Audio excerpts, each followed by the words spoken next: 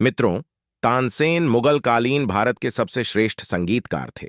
वे अकबर के दरबार के नवरत्रों में न सिर्फ शामिल थे, बल्कि अकबर उनके संगीत के दीवाने भी थे।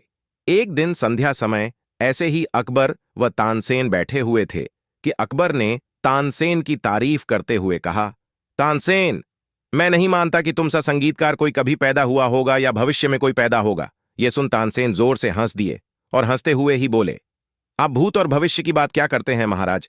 अभी मेरे पूज्य गुरु हरिदास मौजूद हैं और इनके संगीत के सामने मेरा संगीत कुछ भी नहीं।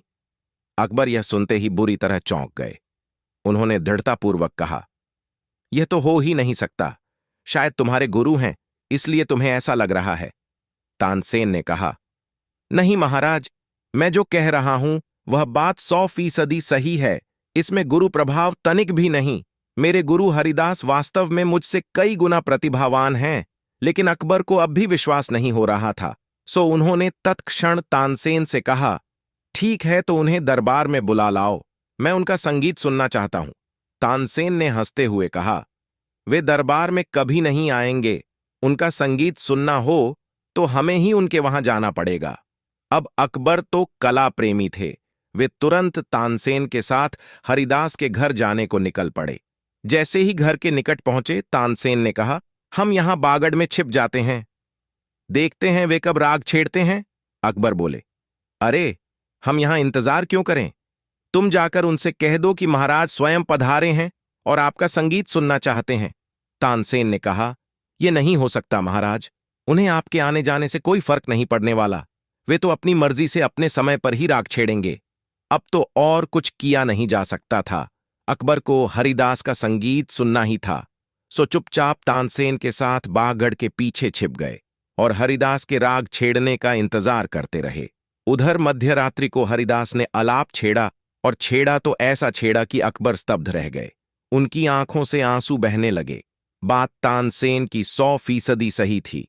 तानसेन का उसके गुरु से कोई मुकाबला हो ही नहीं सकता था। खैर, हरिदास का पूरा गान सुन अकबर व तानसेन राजमहल के लिए निकल पड़े। रास्ते में अकबर ने तानसेन से पूछा, तुम ऐसा क्यों नहीं गा सकते? प्रयास करो, दुनिया में क्या असंभव है? तानसेन ने कहा, यह कभी नहीं हो सकता। अकबर ने चौंकते हुए पूछा, क्यों? तानसेन ने कहा, बात प्रतिभा या प्रयास की है ही नहीं, क्योंकि मैं दरबार में आपकी जी हुजूरी में गाता हूं। मुझ में गुरु वाली बात आ ही नहीं सकती। मनुष्य जो कार्य अपनी मस्ती में और सिर्फ अपने लिए करता है, उसकी बात ही अलग होती है। सार, यह अक्सर देखा गया है कि व्यक्ति प्रतिभावान भी हो, प्रयास भी कर रहा हो, पर बात नहीं बनती। क्यों?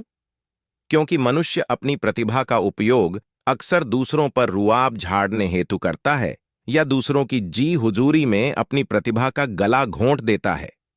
मनुष्य प्रयास भी सम्मान व समृद्धि पाने हेतु ही करता है, लेकिन वह भूल जाता है कि इन सब चक्करों में उसकी वास्तविक प्रतिभा ढंक जाती है। यह ध्यान रख लेना कि जिन्होंने भी ऐतिहासिक सफलता पाई है, उन्होंने अपनी प्रतिभा अपनी मस्ती हेतु अपने पे ही निछावर करके पाई हैं, और इस कारण उनकी प्रतिभा कुछ ऐसी निखरी है कि पूरे विश्व ने उनकी प्रतिभा को सलाम किया है। सो आप में प्रतिभा है तो डूब जाओ, उसी का आनंद लो, उसमें झूमो। सम्मान व समृद्धि का ख्याल छोड़ो, वह तो आपके द्वार अपनी प्रतिभा की मस्ती में डूबने मात्र से पीछे पीछे चले ही आएंगे।